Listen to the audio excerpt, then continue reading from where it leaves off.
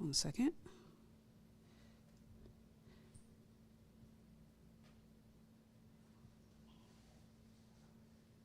Yeah, just hit refresh. It should show up now. I'm waiting. Maybe it's just my phone.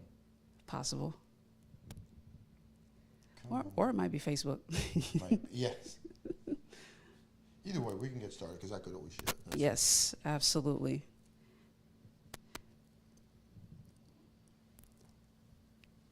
There we are. Sweet. And we are running on all cylinders. Good afternoon, or at this point, possibly good evening, ladies and gentlemen. I'm Mellissa Thomas with Florida National News. We go way back. You guys just saw me not too long ago. I was in a Apopka. Florida National News had the privilege of co-sponsoring, being sort of that co-sponsor with Aura for the State of Apopka Real Estate and Business Development Growth Seminar and Forum. So it was great to be able to moderate that. But during that live stream, you guys heard me promise you an exclusive interview with Peter Vivaldi. So lo and behold, we are here with the one and only Peter Vivaldi. Thank you. The one and only. Well, first off, welcome to my home. Yes, thank you. I so appreciate you guys accommodating. And we were going to try to do this outside. Yeah. But I'm like, it's too warm. It's hot. And the lighting we had last night, I was like, I'm not taking any risk here. Exactly. I think it's best to be in our home. And again, welcome to our home. Yeah, appreciate that. So Peter and I had a phone interview previously, but we wanted to definitely flesh out the conversation for you guys to be able to see the face, hear the voice, and hear where he's coming from. Obviously, for those who may not know, Peter Vivaldi is running for State Senate. He's running against State Senator Victor Torres, who's currently the incumbent. Obviously, this particular election season is quite crucial. So you guys know we'll continue to keep the politics coverage going for you guys, not only for the primaries that are coming up in August, but also for the elections in November, which would be the case for Peter and State Senator Victor Torres. So let's start with the top of mind issues for you. Like, what are the highest priorities for you in terms of your campaign? Well, I don't want to say priorities change because that's kind of like weak to go ahead and say it, but we're living in a time that's very difficult right now, especially in this district. Used to be District 15, now it's 25. Right. The bulk of this district hits Osceola County, Kissimmee, St. Cloud, and we're seeing them hardest hit right now with the economy that's going on. But if you were to ask me what my priorities are, education is right on the top of the list. To me, I think that having that opportunity to serve as a state senator, work with school boards, understand the need. And the reason why I bring that up is because my wife is a school teacher, a public school teacher at that. So for me, it's really, really important education and giving those options, especially to our community. When I say our community, we're talking about the minority community that is a majority in this district. And so we need to make sure that we have every option open to them. And for me, that's really important. Second to that, I would probably say, is the economic growth. We have seen so much happen. As you know, in Osceola County, I would probably venture to say 70% is small business. Right. You're not seeing the Walmarts and the Target. They are there, but it's not like saying in Orlando where in every corner there's a big mall, a big area. This is a bit different. It's a lot of mom and pop shops. Yes. A lot of small bakeries, Hispanic owned and operated. And so for us, seeing them struggle like they are right now. And I say struggle because I talk to them all the time. They're talking about the fact that it's very hard with the cost of everything going up. They have to pass that on to the consumer. And those are the kind of things that we see. And then they're saying, well, I have to lay some people off because I can't. So it's these choices that they have to make. And of course, the seniors. To me, the seniors, it is hitting me so hard because my dad is 90 years old. We're blessed and fortunate his house is paid off. I lost my mom in October, but to see him and know that he's living off of Social Security, but everything is paid for and we can help him with whatever needs that he has. Right. But we're seeing Mellissa, homelessness. Yeah. I'm seeing seniors being evicted. I mean, I've never seen anything like this. And so when we talk about the need, it's a serious need. And I think the problem is we haven't had a voice in this community that can address those issues, to talk to the governor, to speak to the legislators and say, enough is enough. We need a voice that's really going to understand the needs and work with them. And I've been able to, at least in the last couple of weeks that we've been in this race, I've been reached out by different organizations, chambers of commerce, who've said, we want change, we need change. And so I hope to be the voice of change and the voice of difference. And I hope that people, when they see us out there, they understand it's now or never. We don't have tomorrow. This is our time. And I think that we ran this race in 2016. It was a bit different then. It was a 16-point, for those of you who follow politics, right? It was a 16-point Democratic leaning, right? Where now it's 6. On top of that, it was a presidential race. If you don't remember, it was President Obama in 2016. Right. This is not a presidential race. This is a local race. I say local because it's the governor's race. It's the U.S. Senate race. So there's a lot on the table here that wasn't on the table 6 years ago. And I think that we have seen and been able to show these folks what we're going to do. And I think that one of the problems that this community for the last 10 years has had is no one that has listened to them. I think it's been a lot of talk, but no one listening to take notes and say, my community is saying this, or my community is saying that. And I say the full community because it's not just Hispanics, it's African American, it's white, it's farmers. Folks, it's farmers out there. I spoke to several yesterday that feel neglected, that feel like we haven't had a voice in the Senate. So for us, this is really, really important. We have to reach out across party lines. I have no fear to do that because we want to get things done. And so for me, it's really, really important that the people who are watching here today and you guys giving us the opportunity to speak to them, that they understand we are here to work for you. We're not here to work for Peter Vivaldi to have a career politician. That's not my goal. I will tell you, and I will say it honestly, this race is, when we get there, not whoever, when we get there, it's 2 years and then I have to run again for the next 6. So I'm not planning to be there more than 8 years. I believe in term limits, but I want to work with the community. I want them to understand it's not about being in politics for the rest of our lives. I want the opportunity to serve this community, and I hope that by listening and having listening workshops, being able to have town halls that are real town halls, that we can really, really work for that community. And I like that you touched on the town halls thing. So kind of talk about how that would look, say for, obviously in the event that you are elected. Is that something you would do on a monthly basis, quarterly basis? Like, how would you set that up to where you would make sure that your constituents are heard? That's great. I think quarterly basis is good. Now, this district is huge because we're here in the Dr. Phillips area. Right. We also have international drive. So right. we have restaurant owners, business owners. Right. You go to SeaWorld, you have entertainment, you have Hunters Creek, then you go into the Osceola County. So, dividing it up. But I will say this, every quarter we should have a town hall to hear. We need the feedback. But second to that, what if there's an emergency? We need to be there. So that means that if it happens and we just had a quarterly meeting, we'll gotta wait another quarter. No, this has to be addressed immediately. One of the biggest things that just talking to owners out on iDrive and that, the tourist area, hospitality, when we had COVID, when we had all this PPP, they knew nothing about it. Right. They were out of the loop. And one of the things was like, well, as a state senator, I would take responsibility to have a town hall right there and say, what are you struggling with? Hey, we have this PPP money. I'm not talking about Republican, Democrat. I'm saying these are business owners, small business owners, and some hotels that were like closed. Yeah. You see it happening all the time. And we weren't doing, at least I felt that they weren't being reached out to. And they told me, we never heard from a state senator. We never heard from a representative. And I think that that's something that we failed in doing. And again, I'm not here to judge I'm just here to say the truth. And the truth is we need someone who's going to work with everyone. I don't care if you are upper echelons or if you are just trying to get your business started. We need a fair playing field for everyone.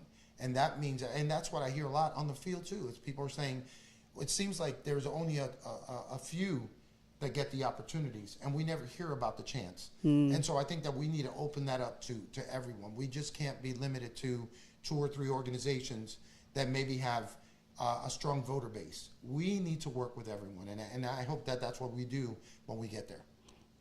All right, and that is a strong start, guys. He mentioned education, so we're gonna get into that after the commercial break, but please continue to tune in. And I mean, chime in the comments below. Let us know if you have any questions for Peter Vivaldi. We're gonna keep the conversation going. We will be right back momentarily, all right? Stay tuned. Si quieres ganar esta era, se requiere más que estrellas para ganarte los galones. Y si quieres ganar en este escenario, tienes que matar tu ego antes de que puedas matar los gigantes. Es por eso que este equipo está construido de manera diferente.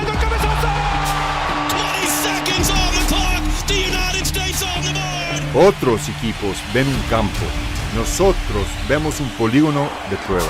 Un lugar para demostrarle al mundo que hay un mundo de diferencia entre lo que ellos piensan que podemos hacer y lo que nosotros sabemos que podemos. Estados Unidos es campeón de la Copa Oro. Una nación bajo el radar, hartos de esperar y dispuestos a trabajar. Buries it in the upper 90. Pero si realmente quieres hacer ruido y sorprender al mundo, requiere más que solo madrugadas largas. Requiere una memoria corta y una resiliencia tosca. Porque los campeones no son definidos por lo que les pasó hace 4 años, 4 partidos o 4 minutos. Se miden por cómo responden. This one back post McKinney. It's an instant response. Con el balón a sus pies y una espinita clavada. Ojos fijos en el premio, no en el pasado. Listos para jugar, listos para ser un estorbo. Físicamente implacable, mentalmente inexorable. 11 jugadores diferentes, con 11 pasados diferentes, jugando en el presente, apuntando solamente en una dirección.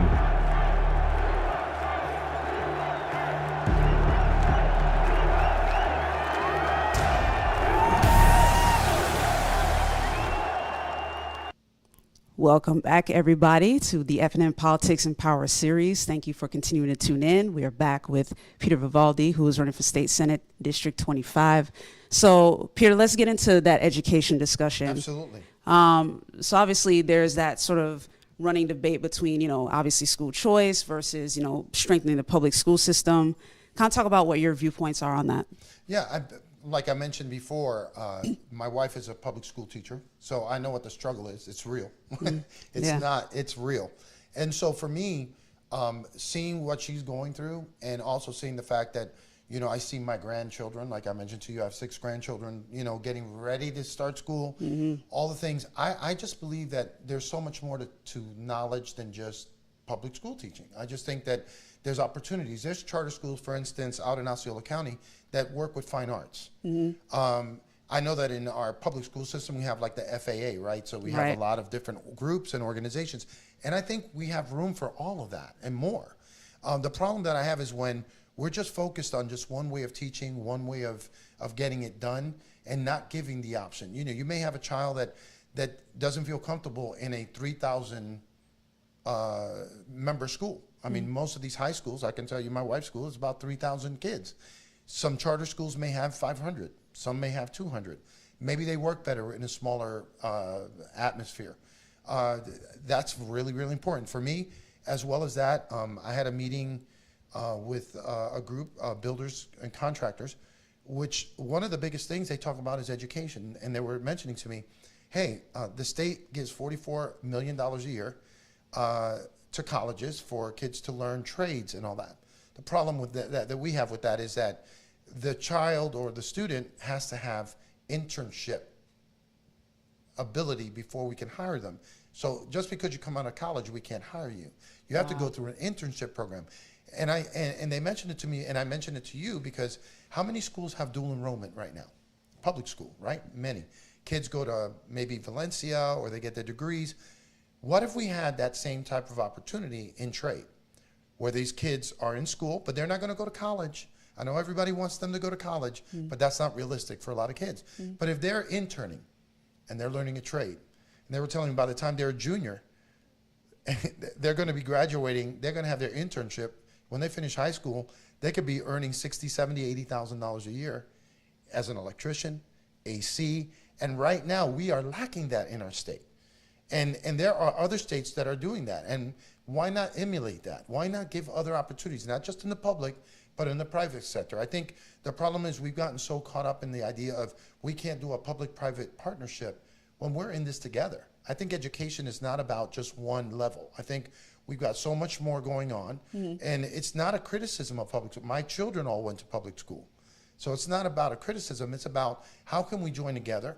How can we give opportunities to families that maybe need that? You know, you have children that that are ADD. You have other kids that, you know, have other problems. We need to be able to help everyone. I don't think that we should just put it in a box. You know, why should a kid in a zip code not be able to go to a school in another zip code? Why do we limit it to like, no, because you have to live here? I think opportunity is there.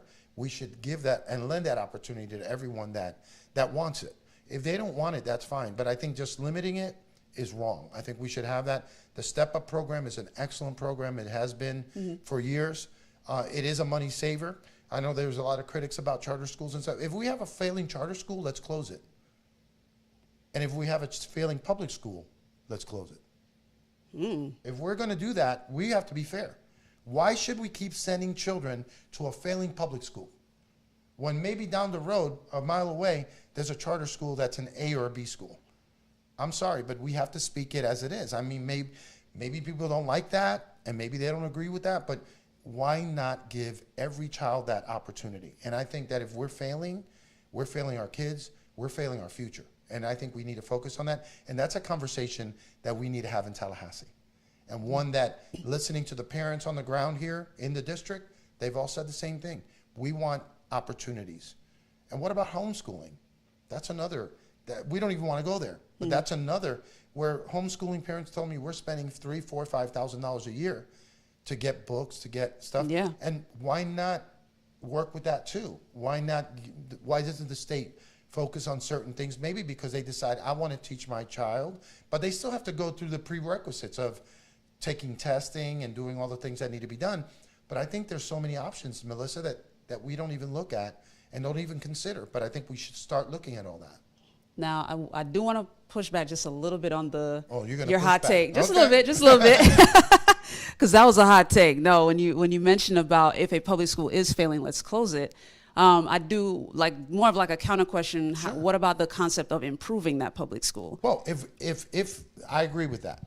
Yeah. But if this school is failing, and we haven't done our part in making it be successful, then the same thing for charter schools, right? Yeah. If it's failing, let's find out why it's failing. Right. Is it funding?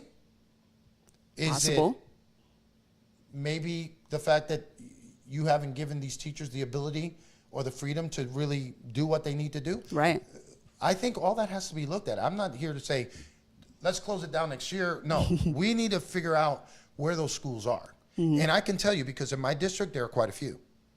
Okay? Osceola County, we have the poorest level of, now I'm not saying teaching, but the poorest folks, the lowest level of, we're number 5 in the nation as far as income. So what do we do about that? If we're not giving our children the opportunity to get out of that, I've totally, Mellissa, I'll be honest, I've always believed in the hand up, not a handout. And if we don't give them that hand up, they're not going to be able to give it to the next person. And I think people are grateful for the opportunity to be able to say, hey, give me the same opportunity. I'm not saying we're going to go out there, because I'm sure people are going to misconstrue what I just said. Oh, he wants to close all public schools down. Nope. I never said that, please. And let me be honest, FNN were the first guys that could reach out to me to do an interview. So I so appreciate it, because if we don't talk about these things, Right. no one's going to listen. Right. And so for us, this isn't about closing. My wife's a public school teacher. I'm not all about that. I want to see more money in the teachers' pockets too. I want to see them get paid fairly. I think that that's another thing that we can talk about when it comes to public school teaching. The same thing with charter. We need to make sure that we're treating our teachers correctly. I don't have a problem with that. What I have a problem with is that if you have a school that's constantly failing, and I'm in a district where I have a couple of those, and I have to go and talk, I as a senator, I got to go to those schools. I got to talk to the school district, and I want some explanations. I want you to tell me, why is it that we're sending money? Is it a money issue? Because if it's not, then we have a bigger problem that we need. We need to figure it out. So let's come together as a community. Let's, again, like I said, it's not about just shutting it down. Right. It's about bringing it up. And if we can do that working together, I'm all with that. Working with this, whatever school board it would be, working with whatever county commissioner would be, working with whatever mayor it would take, we need to work together. Absolutely.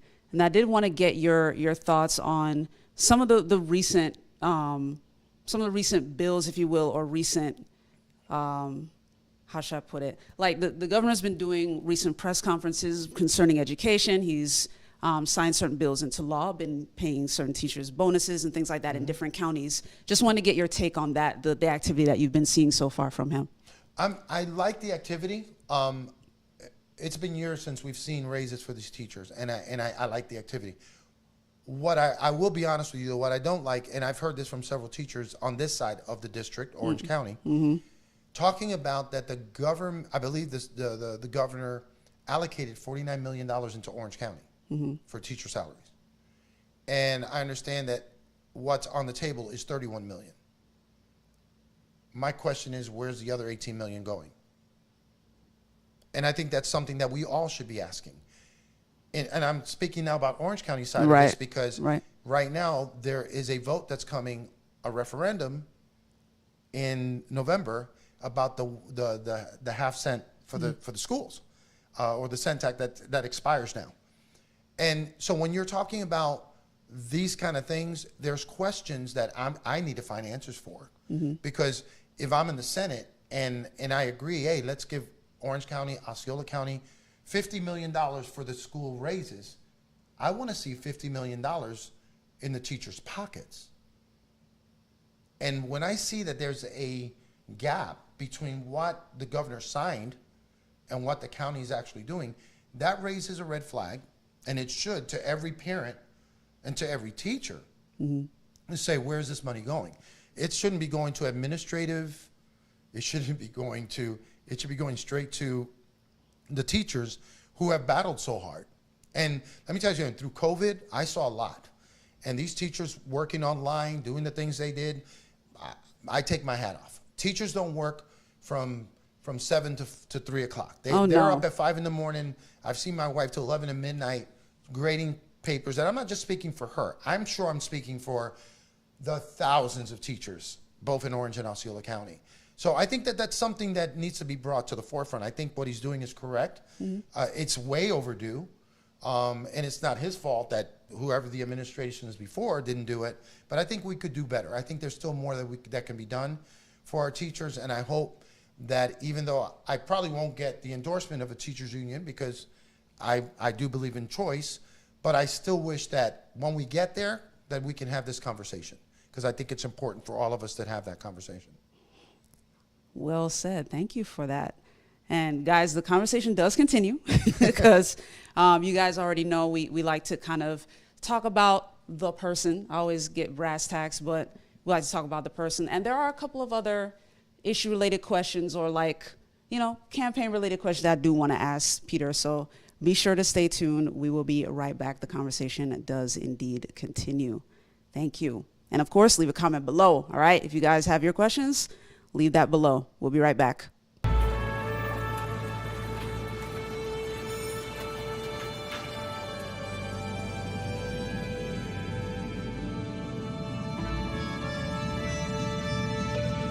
The Florida Lottery is proud to support education by contributing billions of dollars to Florida schools and awarding countless Bright Future scholarships so Florida students can do more than just dream of a brighter future. They can create one. Learn more at FLALottery.com. We wanted to move back home to be closer to his family. We decided to go with pods because things were stressful enough. We weren't sure how long we were going to need storage for, so we needed something that was flexible, and then they can deliver the container to wherever we move to. We haven't found the perfect house yet, but we're still looking. Catch a wave of excitement with the new Guy Harvey $500,000 Florida Cash Scratch-Offs, featuring tons of cash and one-of-a-kind promotional prizes. Get yours today. The Florida Lottery. It's your ticket. Claim it! Catch a wave of excitement with the new Guy Harvey $500,000 Florida Cash Scratch-Offs, featuring tons of cash and one-of-a-kind promotional prizes. Get yours today. The Florida Lottery. It's your ticket. Claim it! Catch a wave of excitement with the new Guy Harvey $500,000 Florida Cash Scratch-Offs, featuring tons of cash and one-of-a-kind promotional prizes. Get yours today. The Florida Lottery. It's your ticket. And we are back, ladies and gentlemen, with the FNN Politics and Power Series with our special exclusive interview with Peter Vivaldi. Thank you so much again for taking the time. I feel honored that you guys would actually concern yourself with this race. It's really great to know that. Absolutely. You know, we want to, as I always mention with our guests, you know, it's all about educating our audience about the political process, because especially at the state level, because there's a lot of that process that people don't know, like, at all. Mm-hmm. So and especially during the races, because there's a lot of rhetoric that gets thrown around, and if you're not informed or careful, you either vote the wrong way or you end up disillusioned when you see what the process actually is. Oh, yeah. You know what I mean? And even for those of you in the public, if you've been following us on Florida National News, you see myself and our political analyst, Angel Perry. One of the things we always hammer home is to do your homework, do your research, because even if you decide to run for public office, if you're not fully informed of the process, you'll make certain promises during your campaign. And then, you know, if you win and you get up there and you find out what the process is like, you get disillusioned as the person that's now in the seat, because you're like, oh, well, man, like, I was hoping to get this done, and that's not how it works. Exactly. You know what I mean? So we definitely don't want that. Like a bull in the china closet, right? You're like, I'm going to tear this place up, and yeah, it doesn't work that way. It doesn't work that way. It doesn't work that way. So, you know, starting to come down to the wire in terms of the show, but I did want to get your thoughts on some of the other, basically some of your, to our point about what you want to see in Tallahassee at the state level. What are some things that you want to see? What are some things that you want to change in a way that works? Yeah. Knowing the political process, what are some things that you want to see up there? Yeah, listen, the biggest thing, this election, and like you said, educating, and that's what I try to do, because I do it on my radio show. I talk to people all the time. You know, we're 40 days away from the primary, right? The 23rd. But August 8th is right around the corner, where you can vote early, right? Right. Next week, all the ballots go out in the mail. So all these kind of things that you know, if you're not connected with it, then you're going to be lost. And that's one of the things that I sadly have to say in the Hispanic community. They're not connected when it comes to these midterms. They only focus on the presidential every 4 years. Right. And we need to stop that. We need to let them know your voice is your vote. And so we've been doing that. We're trying to get it. You know, we're only, 120 plus days away from November. Right. 119 days to be exact. 119 today. Yeah, 119. I'm counting the days, trust me, for that big election in November. But one of the things I think that, at least in my district, those of you who are watching, if you live in Osceola County, Kissimmee, St. Cloud, Dr. Phillips, Hunters Creek, all this area that we're talking about, you're going to have 4 representatives. And there could be 4 brand new representatives from 35, 45. All these folks are going to be working together with me as a senator in that big loop. So you got to know who they are. Right. Like you said, I'm just the senator, but there would be 4 other people that you can get a hold of in your district to say, hey, we're having this issue. But my office is going to be open all the time. Because if I get a call and they call me from District 35, I'm going to respond. And I'm going to respond and go directly to the state legislator and say, hey, I'm getting all these calls from this district. What's going on? Because we need to work together. This isn't about, again, political party, political affiliation. It's about having an open door policy to where we're helping everybody. So that's the biggest thing I'd like to change. I want an open door policy in my office. I want people to know that they can call, be it locally, the office, or Tallahassee, or wherever, to get a hold of us and let us know what's going on. If you're not the voice, if you're not speaking, we don't know what's going on. I don't want to hear it from Second Nature. I want to hear it from another person that says, oh, Vivaldi didn't respond, or no. You have my office. And I think the culture is really important. Understanding the culture. I know that a lot of people, when they get in these positions, Mellissa, they forget who they are. They forget that you're here to serve the people. You know, I was a youth pastor. I was a minister. I've always served the community. Day and night. It didn't matter to me. And so this is like one of those transitional things for me to saying, I want to serve the public in the way that they deserve to be served. They pay my salary. It's not a big one. This is, for those of you who are watching, if you think it's not a big one, it ain't big at all. At all. So when you look at it, but it's about, can we serve? Can we really, really make this thing work? And I think they have been, and when I say they, this district has been underserved. Underserved. This is not a talking out, calling somebody out. It has been underserved. And so this is an opportunity for a voice to be heard, for the governor to listen to that voice, because they have to hear our voice. And the excuses behind excuses, you know, I love it when people say, oh, the buck stops here, but when it comes down to it, it's always pointing at somebody else. And I think that that's not how this works. I think that you have to be responsible for your actions and inactions. And so at this point, when you say, what do I want to see change? I want to see an open door policy like never before, where people can say, you know what? That guy really does work for us. That guy really understands and gets what is happening. Again, I want folks, Republicans, Democrats, all of you to understand, I am running as a Republican, but I'm running for the people. And when you run for the people, you represent straight people, gay people, black people, white people, Hispanic people, people who won't agree with you and people who agree with you. If I were to sit there and go, oh, everybody's got to agree with me, that's not how this works. So giving me that opportunity, and I relish that opportunity to serve this community, I hope that that's what they see. I hope that they see a Tallahassee that's open, not one that's so confrontational, not one that's so, you know, because right now there's confrontation everywhere. This is an interesting year, you know, from economically speaking, educationally speaking, social issues. These are the kind of things that we have to be in the forefront of it all. But we have to be also, I think, if we're not like-minded, we have to be able to sit at the table and discuss things. Right. And I'll give you a great example. The first day I announced that we were running, I had people put on Facebook that I was a QAnon person. Wow. Now, first off, let me tell you something. I don't even follow QAnon. I had to look it up. I was like, oh, conspiracy theorist. Okay, no, that's not me. I've never been. But it's funny because I had to address the district to several groups and go, you know, it's really sad when they don't know who you are, where you come from, your background, to just throw things to see if it sticks to the wall. I'm not willing to do that.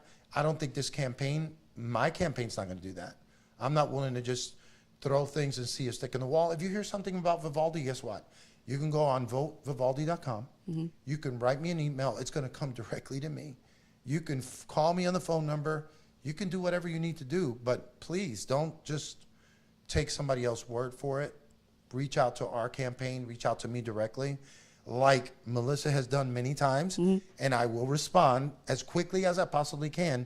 But I think it's important that our community understand that we're not here to try to destroy a community. We're here to try to unite a community.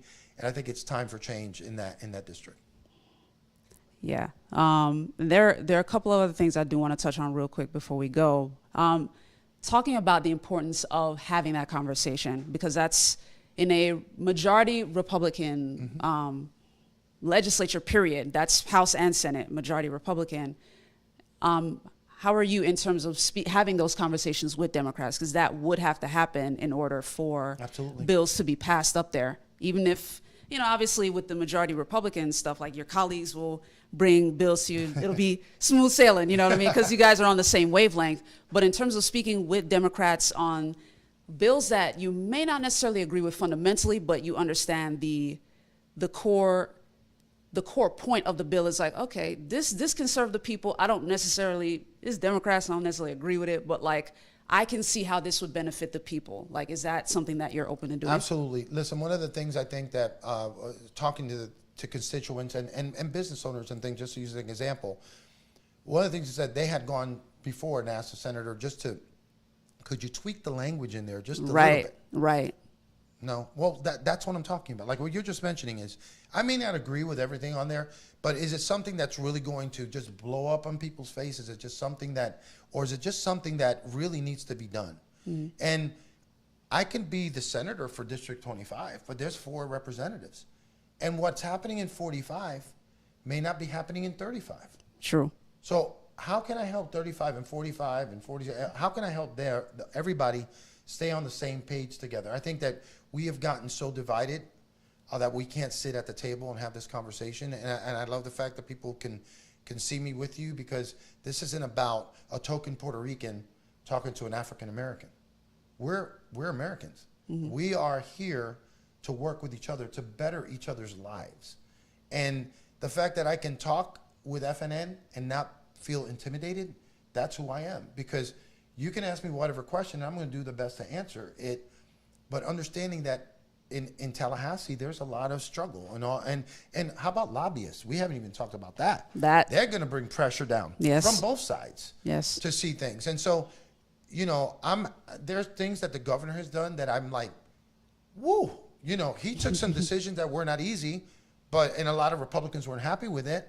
But it's not about that. I think there comes a time when we have to make decisions that's best for our community, what's best for our people in the state of Florida. So for me, sitting down and talking with people and having the dialogue is important. I can get criticized for a lot of things, but you know very well, I've been here 43 years. When we had the Pulse issue here, I'll never forget, my wife woke me up like 3, 4 in the morning because she had just gotten up and said, "We're under attack." I'm like, "What are you talking about?" And I got criticized. You wouldn't believe the phone calls I got from both sides. What are you doing? What do you mean, what am I doing? This is Orlando. Mm-hmm. This is my city.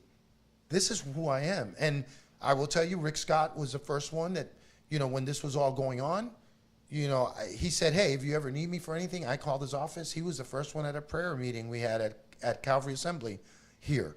And I said, wow, he responded. You know, we weren't talking about Republican, Democrat. We were hurting. Our families were hurting. I went through so many funerals that I can't even count. I forget the count. Mm-hmm. But the point is, we have to work together. And if there's something that is going to discriminate against a group, we need to stop that. I don't care what group it is. That's not who we are. Mm-hmm. And so for me, it's important to have that conversation. What I won't do is have conversations with people that, right or left, that are to such an extreme that I got to reel them back in to the reality. Let's not bring half-truths. Let's talk the truth. And if the truth hurts, so be it. But I'd rather be truthful with people, like you said earlier. Don't make overpromise and underdeliver. Yeah. I'd rather say, hey, we can work with that. We can make it happen.